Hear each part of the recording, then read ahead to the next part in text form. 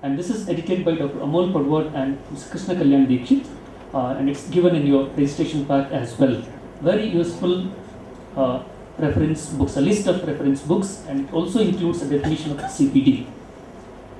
And then, what did we do next? So we discussed CPD in teachers' groups. We did workshops with teacher trainers, with teachers, with school managers, and we tried to instill this concept, what is CPD.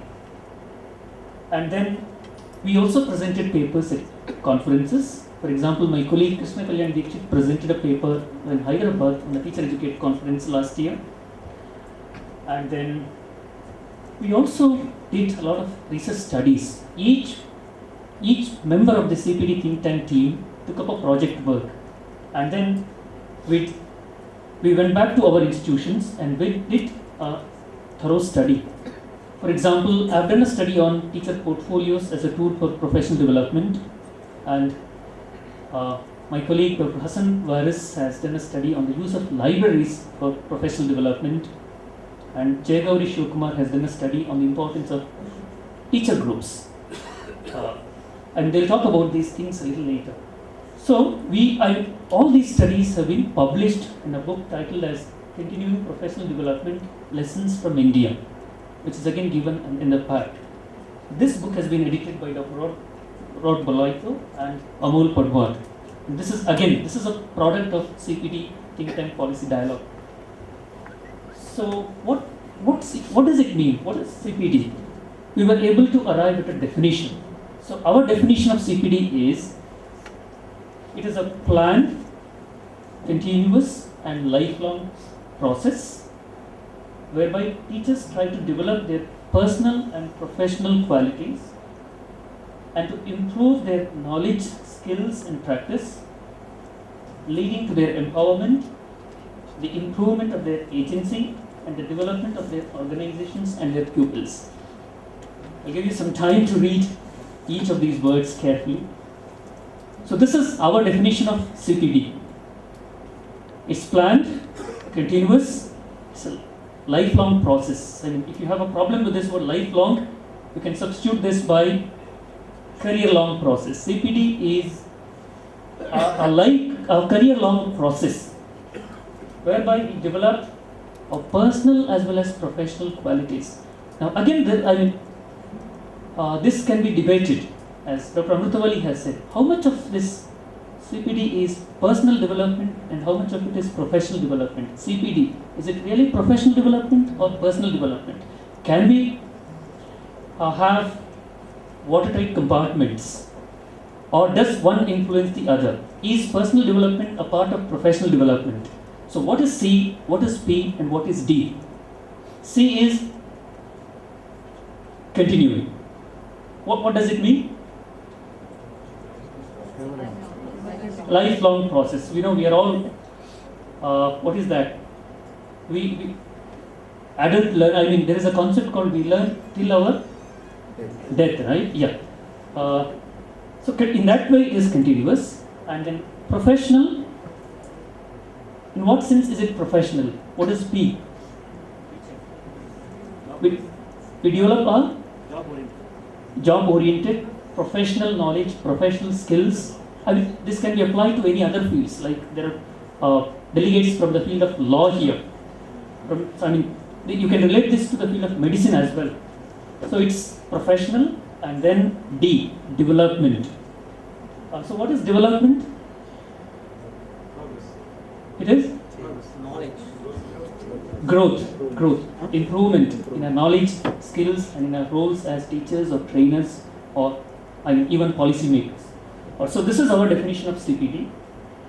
And then what is key for effective implementation of CPD is there are two approaches. One is top-down and the other one is bottom-up.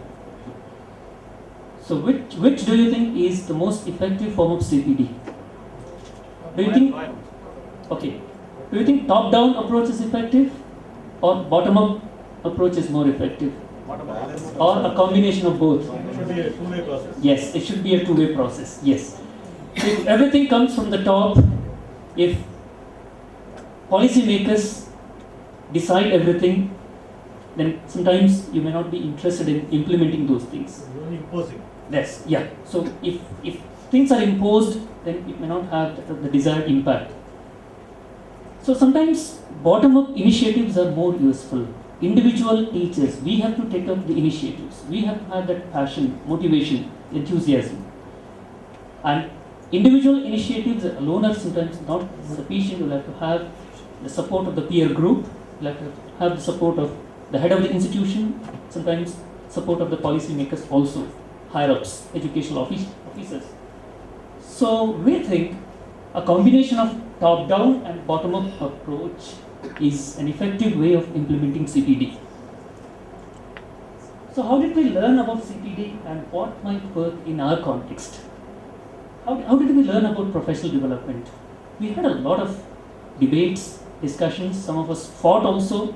We had arguments, quarrels, and then we also had mentors. So we sometimes took the role of mentors and mentees, and then through experience, sharing our experiences and reflecting. So this book is not the product of some individuals. People like me, for example, when I made a first presentation on my project, a lot of useful suggestions were given by the peer group.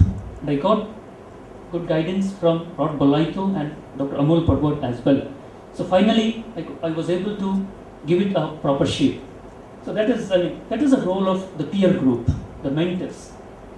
And then reflecting on your own experiences. What did I learn from this? How can I take it forward? What more can I do to develop myself? And then sharing our experiences. This is also very, very important. Not confining yourself to your own improvement, your own development, sharing with colleagues, sharing with learners, and then questioning some of the accepted beliefs, and then reading professional journals, reading books, buying books. We think this is also very, very important for professional development. And then researching, doing simple researches, classroom researches, and researches based on real problems, and also by listening to others, listening to experts, and joining professional bodies. I think this is how we can implement CPD in our own context. Where are we now? So now we have a small community of passionate CPD activists. We have a community of teachers, teacher educators, academics, and policymakers. It's a small community, but I think it will grow and it can be a very influential committee as well. And we have started disseminating our knowledge. We have explored some of the key issues involved in CPD, and we have a collection of examples of good CPD practices across India from different states.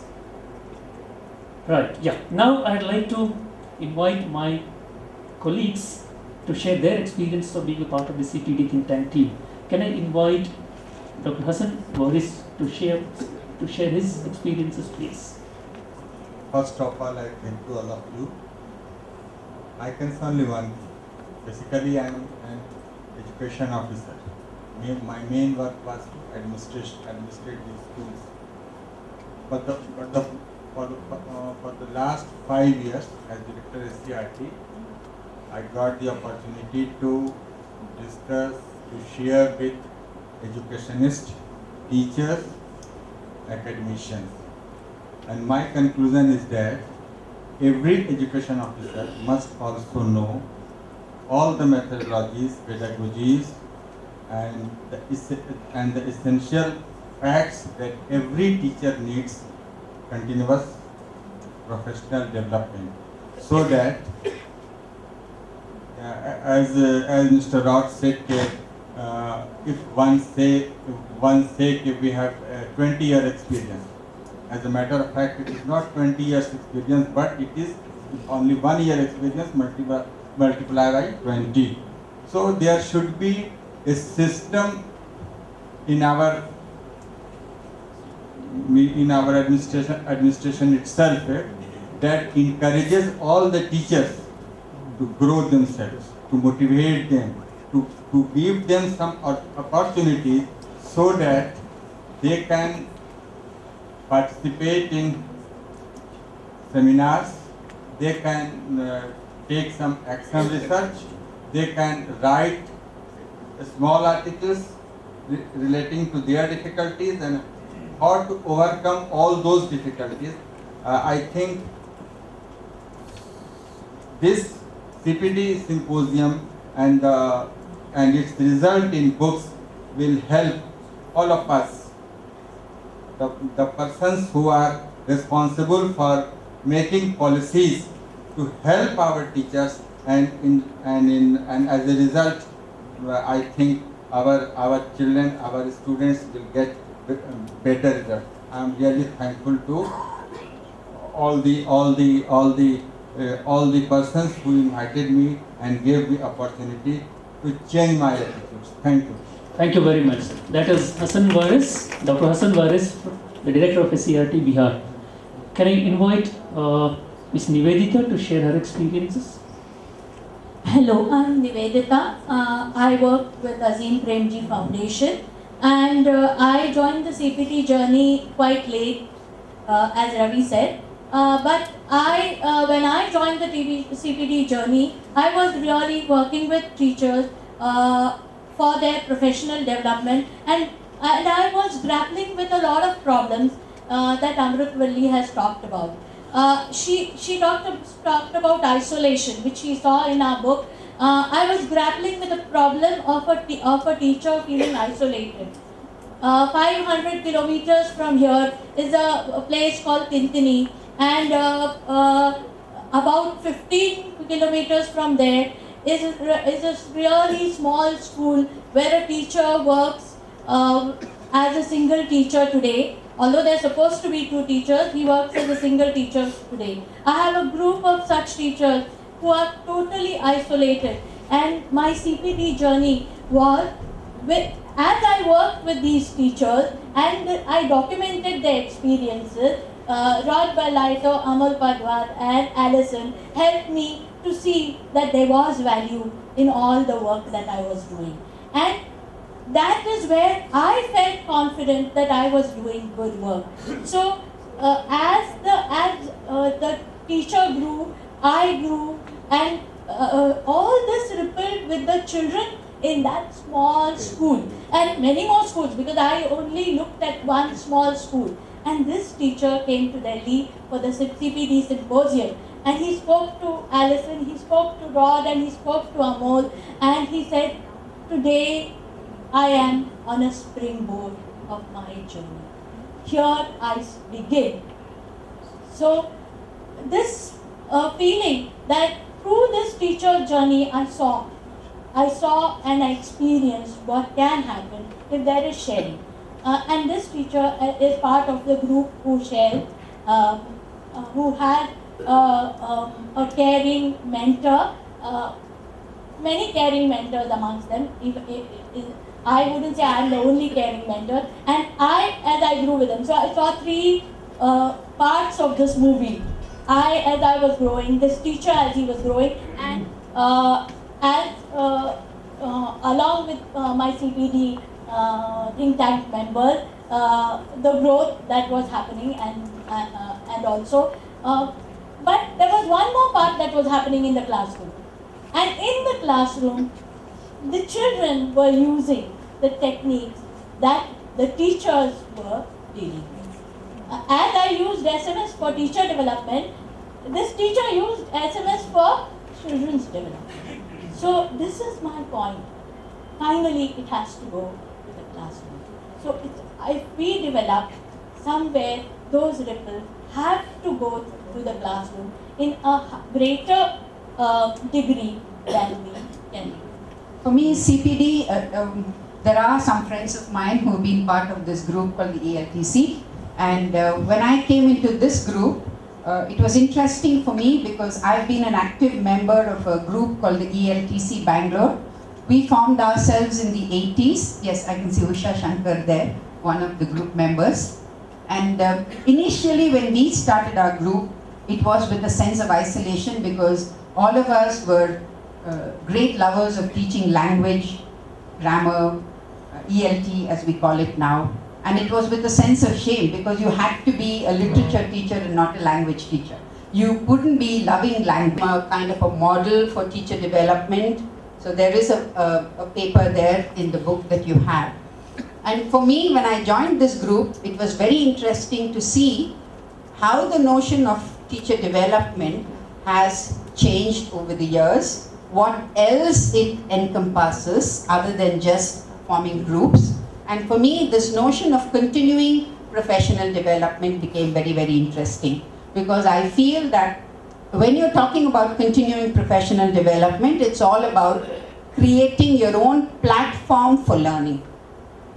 One has to create one's own platform for learning, be it the PGDTE course from EFL or be it a course in RIE, from there to attending a seminar or having a small scale project in your own classes or your own college. I think you need to create your platforms for growth. And another thing is, Rod Bolitho brought me in here, and TD was something that I was tired of for nearly 15 years because I finished my PhD in 95. And when I came back again, I found that there were so many other aspects of teacher development or CPD which had come in. And that was fascinating. The SMS, the other kinds of projects which Nivedita speaks of, the portfolio which Ravi Narayan spoke of. So for me, that was important. And a recognition probably that you can take responsibility for your growth. The growth is not going to be linear. The growth is going to be cyclical in patches, but it's your responsibility to sustain the growth lifelong. And I do have juniors from my department who are here, and every time I see them doing well, representing something, being very confident of the paper they present, I think that is CPD for all of us. Thank you. Thank you very much for releasing a nice book about CPD. I have just a few doubts about the book. The first one, multiple stakeholders views of continuing professional development, page number 12. While explaining the context of the study, it says that the study involved 7 schools located in 2 towns. Why was it limited to 7 schools located in 2 towns? Can we take that as a statistical conclusion? Yes. I think Dr. Amol Padwar is the right person to. I think, can I just answer at this point? I think we'll come back and have time for questions in a moment, but I think what we were trying to do through these studies was quite small-scale action research, really trying to inform our own practice, but also sharing good practice with others. And I'm sure Amal would be very happy to talk to you in detail about the study and the statistical sample over lunch. So it's about questioning and thinking skills. And I'm going to start by asking you some questions. Here we go. First question. Okay, can I have some answers, please? First question. I'm going to come around here and shout. First question. Can you read at the back? Who asks most of the questions in your lessons? The teachers. Okay. So wait a minute. Oh, thank you very much. Wait a minute. Is that logical? The teacher is the one who has most knowledge, the one who knows, and the students, correct me if I'm wrong, are the ones who have less knowledge, and they don't know. So what's going on here? The teacher who knows asks the questions, and the poor students who are ignorant are supposed to answer the questions.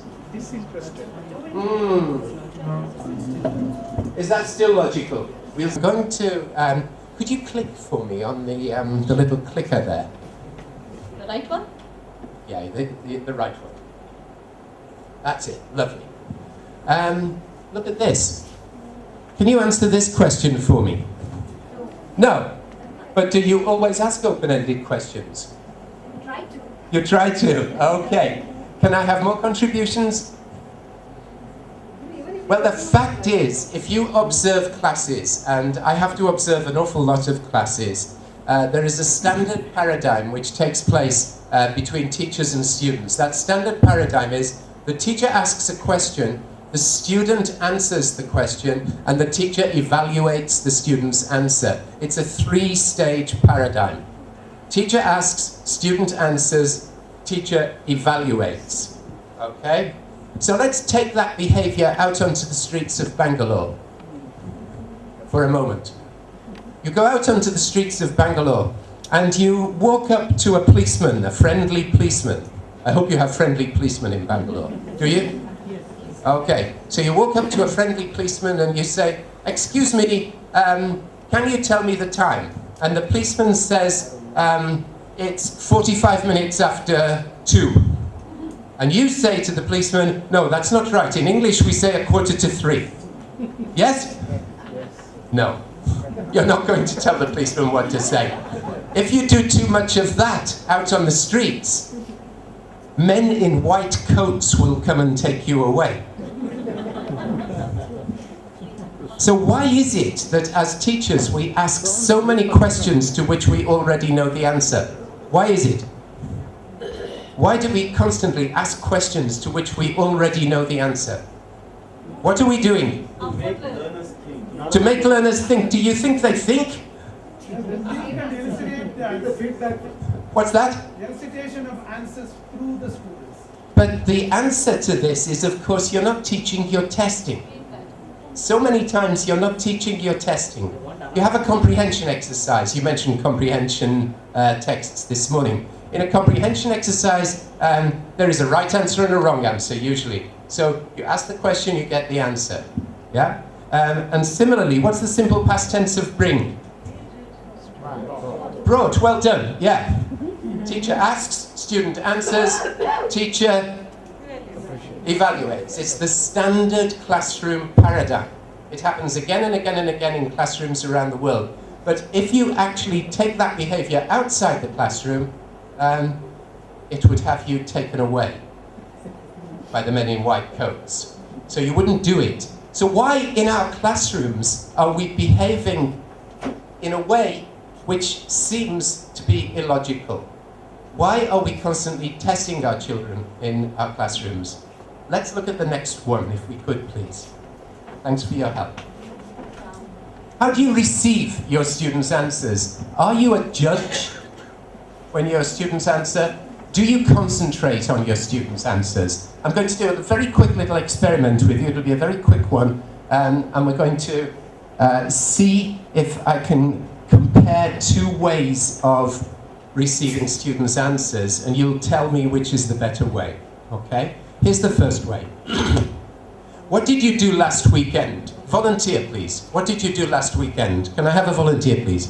Yeah, what did you do last weekend? I went to the mentor conclave. You went to the where? Mentor conclave. The mentor conclave. What did you do last weekend? Last weekend, I went to. Oh my God, I don't have time to listen to you. That's it, thank you very much indeed. What did you do last weekend? Can I have somebody else, please? What did you do last weekend? Yeah, tell me. Stayed at home. Don't you know the pronoun system in English? Don't you know the pronoun system in English? Stayed at home, is that a sentence? Ah, I stayed at home. Okay, thank you, that's better. Okay. What did you do last weekend? Okay. Did you like the way I received my students' answers? No, why? Why didn't you like it? No, I wasn't really involved, was I? And I didn't have time to wait for him. He was taking too long to tell me something, and so on and so on. Okay, let's try this. What did you do last weekend? You watched movies. Which movie did you watch? Was it good? Have you seen the new James Bond movie? What did you think of this? Okay, yeah. What about that? Was that better? Okay. What was I doing that was different? I was interacting. Anything else? Interacting means? Listening, yeah. Do you, as a teacher, do you really listen to what your students tell you, or do you only listen to how they say it? When Usha answered my question just before, I wasn't listening to what she told me, I was just listening to the grammar, to how she said it. And do you know, teachers are like this. We teachers, we love to find our learners' mistakes. Nothing makes us happier than when our learner makes a mistake which we can correct. Bliss. It's a wonderful moment. This is what we really enjoy. This is what we are here for. Isn't it true? I hope not. Don't say yes. Can we have the next one, please? What kind of questions do your students ask in class? So when your students ask questions, what kind of questions do they ask? Give me an example of a recent question which a student asked you in the class. Sorry, I can hear somebody muttering, but I can't identify where the muttering is coming from. Can you please put your hand up and then okay, I'm coming down to you, Usha, so that... Can I go and drink water? Can I go and have a glass of water? Any more examples? More examples of students' questions? Can we open the window? Any more examples of student questions? Is it a holiday tomorrow? Is it a holiday tomorrow? Okay. And the University of Leeds revealed that in primary classrooms that they surveyed around Leeds, more than 80% of questions asked by students were procedural questions of this type. Can I borrow a rubber? Can I open the window? Can I go to the toilet? Can I leave the class? But not curious questions, and not questions to find out, but questions asking for permission were very, very common. Okay, thanks. Yes, please. And finally, how do you react if you don't know the answer to a question which is put by a student? So let's suppose you have a really bright student and they ask you for an English word and you don't know that word. How do you react? Did I ask you the question? Why did you answer? Please sit down. Okay, that's really nice. Do you have another example?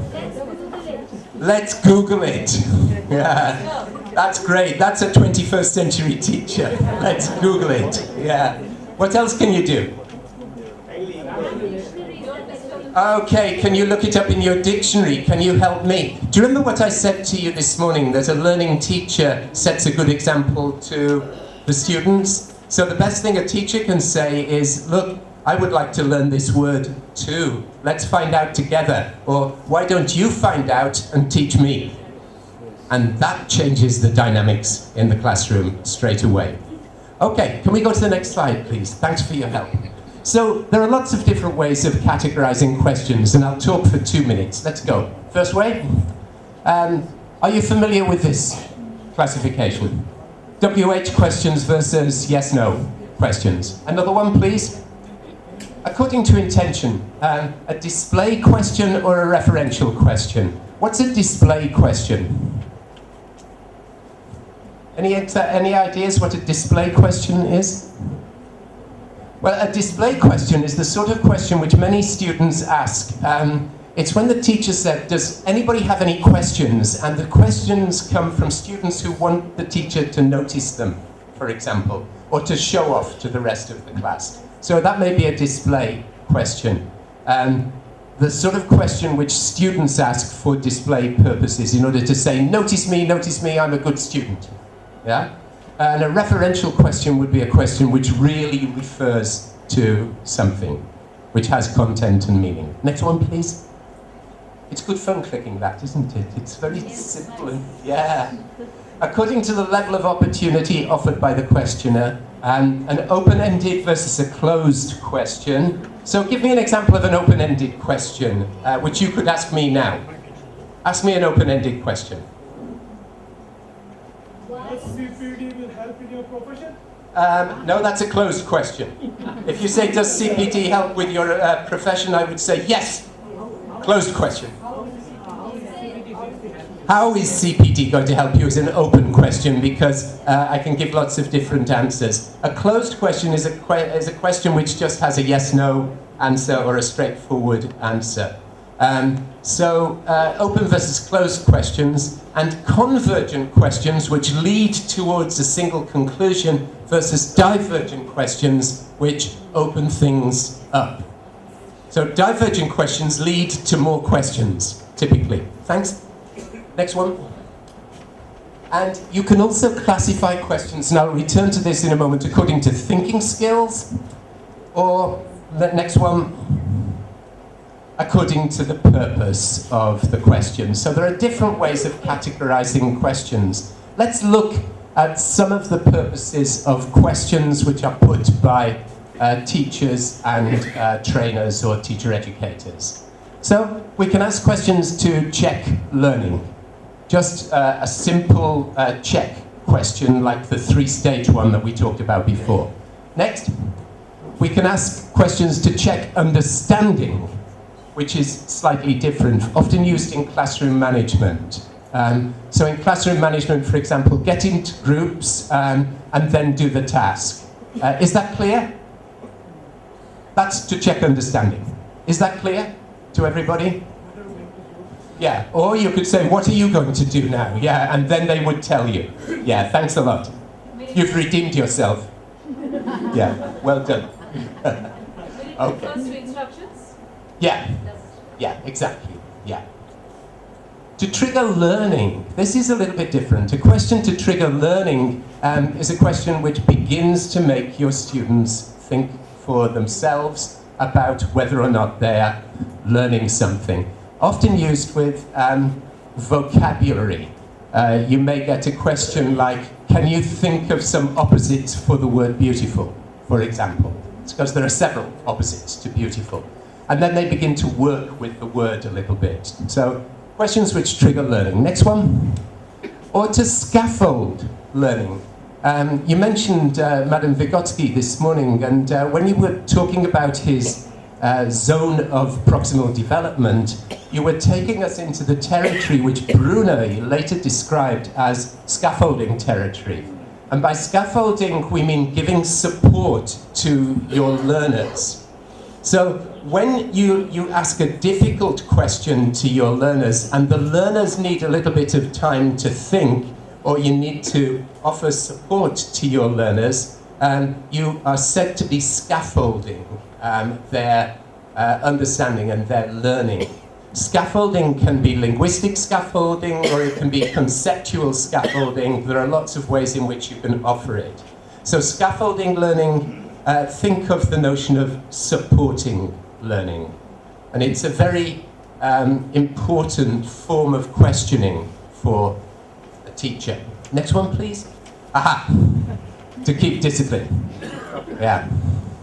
So when the teacher says, for example, you on the back row, what are you doing down there? What have you got in your hand? Yeah? Do you think that I don't know that you've got your mobile phone on and that you're SMSing? I know. But when I ask the question, what have you got in your hand? I'm keeping discipline in the classroom. That's why I'm asking that question. Yes, please, next one. To introduce a topic. So very often at the beginning of a lesson you want to introduce a new topic, and you may want to do it by asking a question. The question may be something like, do you remember what we talked about in the last lesson? Okay, so what do you think today's topic will be? Making a connection from lesson to lesson, for example. And one more. Questions to trigger reflection. Questions to get your students or your learners thinking about some aspect of their learning, whether it's professional learning or classroom learning. Yeah. And questions which kickstart thinking, which really get students thinking. A question like, for example, why is the moon one shape on one day and 2 days later a different shape? That would be in a science class, probably. Yeah? Why is the moon one shape on one day and a different shape on another day? Starting the thinking process. Okay. And quickly, a look at learner questioning. We can zoom through these very quickly, if you don't mind. Just click, click, click. Oh, they all came on together anyway. To check learning, to check understanding, to trigger learning. Sorry, that's gone back. Go to the next one. please. And click again. Okay. To ask for information, we hope. To ask how to do something. To satisfy curiosity. To challenge the teacher. There's always one in every class who wants to challenge the teacher. Checking that the teacher is doing his job. To distract the teacher. You know this kind of question. Tomorrow we're going to have a test. Okay. So the students arrive and it's the test on the next day. Teacher, did you see that program on TV last night?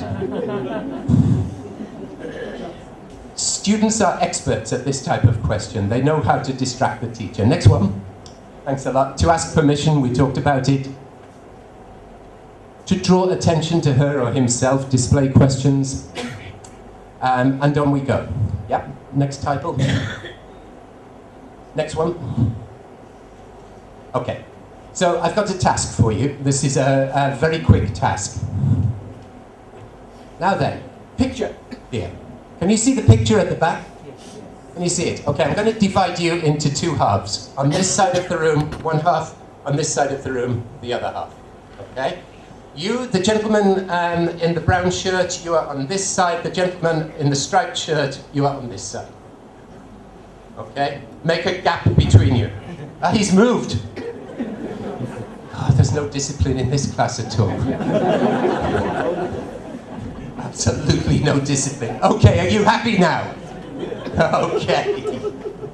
They did the opposite of what you couldn't see, but they did exactly the opposite. Okay. On this side of the room, I want you to work in small groups, just pairs, clusters, it doesn't matter, with your neighbor, and you think of 3 questions that you would like to ask about this picture. But please think outside the box. I'm not asking you to comprehend the picture. I'm asking you to think about the picture in as interesting a way as possible. 3 questions which you would like to ask about the picture, and you've got 3 minutes to think about that, but don't start yet, because on this side of the room, you have to anticipate the questions which they are going to ask and prepare an answer. So you have to second guess or anticipate the questions which these people are going to ask, and you have to prepare an answer. Is that clear? Yes. Question to check understanding. Is it clear? Are you clear what you have to do? Yeah? And I'm going to call on you to put the questions afterwards, so you have to have some questions ready. And you can't be sure who I'll pick. So you have to be ready with questions. Are you ready? Go. You've got 3 minutes starting from now. Maximum of 3 minutes.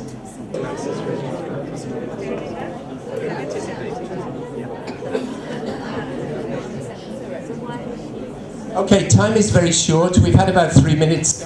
We're going to fire away. Can I have a volunteer with a question, please? Shadow is there. So it may be around 3 o'clock.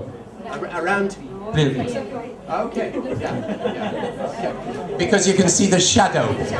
Yeah, okay, well done. Good, that's using clues. Somebody's thinking here. Okay, can I have another question, please? Yeah. Okay, just pass the mic to me, please, so that everybody can hear. Yeah? Why did she not have a bamboo stick? Why didn't she have a what? Bamboo stick. A bamboo stick. Why didn't she have a bamboo stick? Who anticipated this one? Any? Yeah, okay, yeah. She didn't require one. She didn't require one. Okay, can we ask a question on this side, please? Why does she climb on the ladder? Okay, that's a very basic question. Why did she climb on the ladder? She's looking for somebody. She's looking for somebody.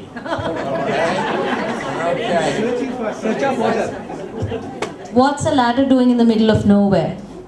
What's the ladder doing in the middle of nowhere? Any answers, please, on this side? She's looking the seashore. She's looking the seashore. Is that a good answer? Would you like to help him a bit? The question was, what's the ladder doing there? Why is the ladder there? It's not a bad answer, it's a nice answer, that she's looking at the seashore. But can you... The person who is coming in long distance, sir. Okay. So she needs to be high up, is that okay? Okay. So you can see what we're doing here. I've given you a picture. A picture has it's not just a picture to describe. It would be very easy to describe this picture. That would be comprehension. But what I wanted you to do was to think about the picture. It's a little bit unusual, and you came up with all sorts of questions. I'm sure you had more, and if we had time, we could explore them, but we don't have time. The principle here is to get your students thinking. Questions which really get your students thinking. And of course, if you divide the class in this way into two halves, you create a need for thinking on two sides and in two different but related ways. And of course, you were very creative on this side and spontaneous, and you did extremely well, and you came up with some very tricky questions on this side. Well done. Can we have the next slide, please? You can do some very similar things with poems, and I've included this. We don't have time, but I've included... oh, we know this one, don't we? Robert Frost, The Road Not Taken. It's one of those enigmatic poems which has perhaps a double, perhaps a triple meaning. It's not a simple nursery rhyme. But even nursery rhymes actually often have double meanings. So what I would encourage my students to do would be to ask and answer questions. Why should I be the only one who asks the questions in the class? When you get your students to ask questions, they think more deeply about the subject matter which you give them. And it doesn't matter if it's a popular science text, if it's a poem, if it's a picture, it doesn't matter. Any of those inputs will do, but get your students to answer the question, to ask the questions. Don't spend your time cooking up questions. They will make better questions than you if you let them develop their questioning skills. And if the game has a little bit of competition in it, so much the better for your students. What goes for kids in classrooms goes for teacher education contexts as well. You could take a professional article and do the same thing. You could take a teaching problem and do the same thing. No problem. Next one, please. The arrangement of thinking skills is well known. There's been an update on Bloom's taxonomy in the early 2000s, and this is just summarized here. The reference is at the end. So the lower order thinking skills staying within a given frame versus the higher order thinking skills, please, which are going beyond a given frame. There is a place for both types of thinking skills in the classroom, but unfortunately, in the majority of classrooms around the world, the exchanges stay at lower order level. So the types of questions which you need to ask in order to develop higher order thinking skills can generally be classified as those open-ended, divergent questions that we were looking at earlier. Thanks. So I do have a whole set of reminders about questions and questioning, but I think because of time, I'm going to zoom through them very, very quickly, and I will leave the PowerPoint presentation with you to be printed off or to be looked at within RIE. So if you could put the next click. So some do's. Do ask your questions clearly and simply. This is for you as a teacher or a trainer. Do ask lower order questions to check learning, that's fine. Probe and encourage further thinking. So each of them has a don't. Don't ask multiple questions. Don't stop with lower order questions. And don't accept all responses at face value. Do allow your students' answers to lead to more questions. Don't always insist on closure after a question has been answered. Sometimes the best questions lead to more questions. Follow with your nose, follow that. And let your students' questions and their answers lead to new questions, which will develop thinking. Do ask your questions openly, and don't ask loaded questions which may trap or threaten learners. That's a thing that, again, the most sadistic teachers in the profession enjoy doing. Tricky questions to trap learners. Do allow time for thinking and answering, and don't shoot questions like bullets in the classroom, you know? You are not wielding an AK-47 in your classroom. That's not the purpose of questioning. Next one, please.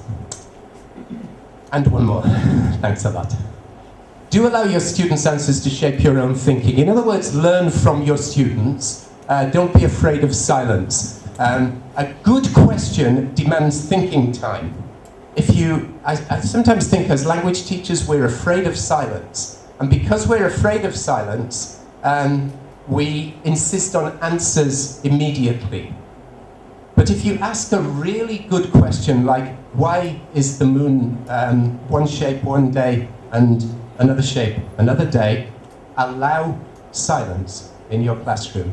There's a difference between an empty silence and a rich silence or a pregnant silence. Sometimes we need pregnant silences in our classrooms because it takes a little while for the answer to be born. So we should think along those lines. Listen to and affirm your students' answers. Don't behave the way that I behaved with this poor gentleman here just before. And don't hog the talking time. Do ask fewer, better questions, and don't ask a lot of low-quality questions. But above all, do encourage your students' curiosity. Do encourage them to be questioners, and don't, as the teacher, monopolize the role of questioner. Thanks a lot. 2 quotes for you. This is from Neil Postman. Let us make the study of the art of question asking one of the central disciplines in language education. In other words, this is something where you could develop professionally. You could put this into your professional development pot and think about it. Think about your own questions, investigate how you ask questions in the classroom, and see if you're really promoting thinking among your students, and if you're really promoting learning among your students. And the second one, which I really love, is a reggae song by Johnny Nash. There are more questions than answers. There's a missing line, pictures in my mind that will not show. There are more questions than answers, and the more I find out, the less I know. Wise words. Every time you find things out, it leads to something else that you need to find out. Thanks a lot. There's a list of references on here. There's also my email address if you want to disagree with me about anything, because there's probably no time for questions now, because this would be absolutely wrong after a session about questions and questioning. But if there is time for questions, you can gladly ask them. It's fine.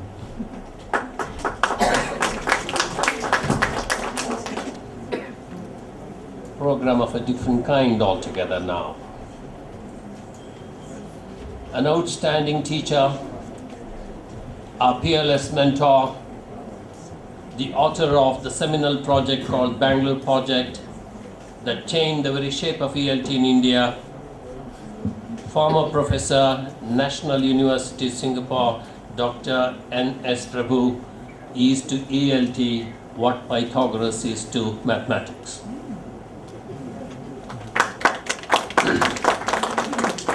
Sir, it's our good fortune that you have graciously consented to interact with us this afternoon on What's Your CPD Story. Ladies and gentlemen, please stand up and put your hands together to welcome the legend amongst us, Dr. N.S. Prabhu.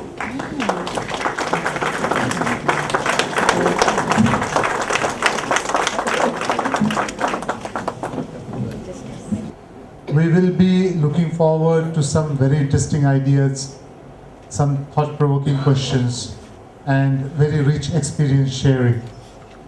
Whenever I think of Dr. Prabhu, I always remember 2 words. One is learning and the other is rich experience. I had the pleasure of working with him on a couple of projects earlier, And then I had also been reading a lot of seminal things he had written.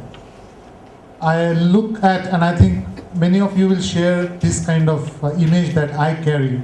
Whenever I look at Dr. Prabhu, I look at him as a consistently and constantly growing professional, highly dedicated and committed, and at the same time learning from every possible source. The richness of experience he has and the kind of insightful learning he brings around with himself is what impresses me most. Dr. Prabhu, you had been listening to lots of different kinds of discussions about CPD since the morning. And I'm sure you also have your own personal view of CPD. Would you like to begin with sharing very quickly how you would unpick this notion of CPD?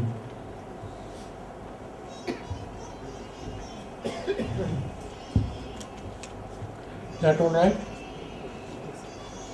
Is that loud enough? Yes.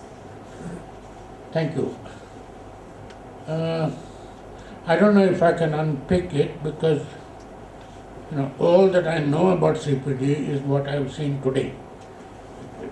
That's all. I have no prior knowledge about anything, and I've only been sort of looking through, turning the pages of the book when I had the time.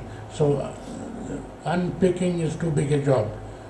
What I might do instead is to add my little bit to it. What I'm fairly sure of so far is that what I can put in isn't already there, okay, or isn't all there, okay. So let me put in something, and this is what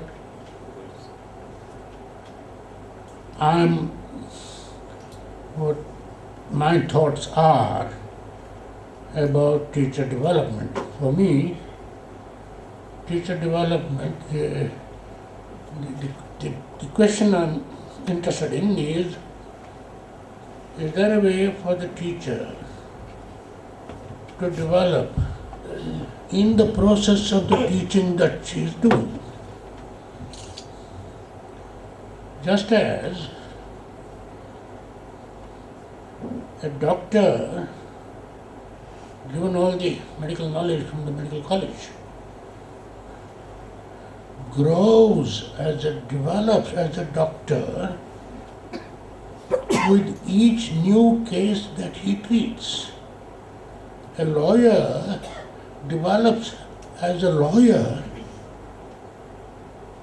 with each new case. He doesn't win all of them, but he grows from those that he loses as well as those that he wins. So the daily act of teaching, can it contribute, can it be a factor in the teacher's development as a teacher? Okay, this is what I'm asking. And I'm interested in it because, you see, as I see it, there is the central problem in language teaching, in all teaching, language teaching, is that we can plan, predict, and control the teaching. We cannot plan, predict, or control learning. We cannot even perceive it when it happens. And yet, the purpose of teaching is to bring about learning. Okay?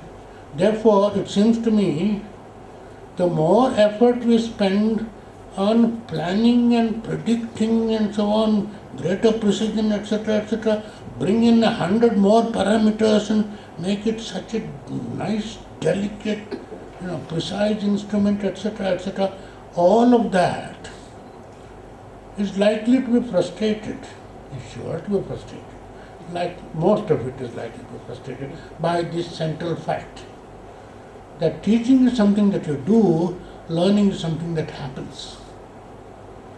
Not even the learner does it. It happens to the learner. Learning happens to the learner. it is certainly true that there is a connection. Teaching does help learning, except that you cannot say which bit of teaching causes learning in which learner, etc., when it does, etc., etc. It is unpredictable. Now, that's the problem. And for me, I think the solution lies in what I am asking. Can the teacher learn from the daily act of teaching? Why am I saying that?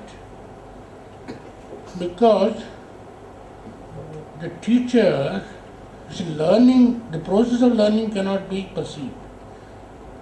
But the product of learning, the result of learning, when something has been learned, the fact that it has been learned can be perceived. So, if a learner is unable to do something today and is able to do it fairly acceptably next week and a little better the week after, obviously, anyone who can say that he is not able to do it, he is doing it but not very well. Oh, he is now doing it much better. Anyone who is able to make that judgment is getting that evidence of learning. And the only person who is there to perceive that and use that evidence is the teacher, not the curriculum planner. The curriculum planner depends entirely on predicting. Whereas the teacher is there to see. All the teacher has to do is to learn to perceive. And this doesn't I'm not saying that the teacher is gifted to do this or anything of the kind. Of course the teacher will make mistakes. Of course